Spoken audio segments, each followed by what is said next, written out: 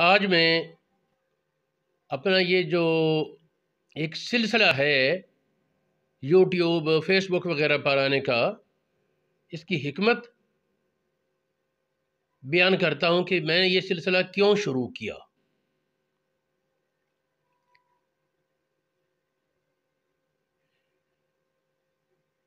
میں 2017 میں خانہ کعبہ شریف کے سامنے بیٹھا اور ماحول پر اور ادھر ادھر کے حالات پر اہل اسلام کی زبوں حالی پر غور کر رہا تھا کہ امت مسلمہ کس قدر زوال کا شکار ہے۔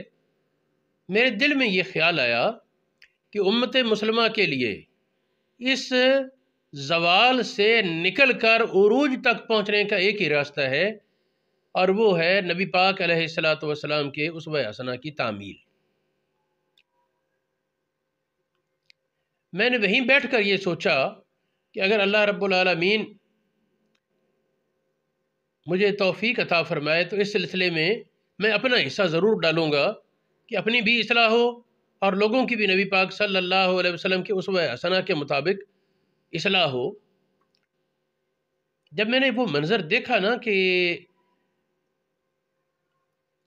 اور جو خیالات میرے دل و دماغ میں اس وقت گونجے، خانہ کعبہ کے سامنے بیٹھے ہوئے میں رو پڑا۔ تھوڑی دیر کے بعد مجھے اس طرف توجہ گئی کہ کرنا کیا چاہیے، علماء کی ذمہ داری کیا ہے۔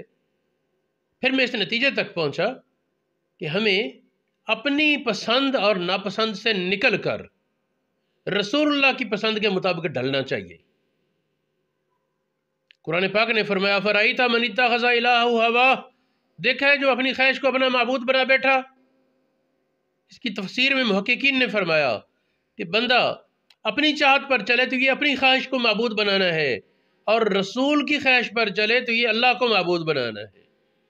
وہ اللہ کے رسول ہے نا، تو رسول تمہیں جس طرح دیکھنا چاہتے ہیں اس طرح حلیہ اپنا، رسول اللہ تمہارا اخلاق جس طرح چاہتے ہیں اس طرح کے اخلاق کو اپنا۔ یہ میرا مشن ہے، اور اس کو میں اپنے مختلف طریقہ کار سے، مختلف انداز سے بیان کرنے کی کوشش کرتا رہتا ہوں۔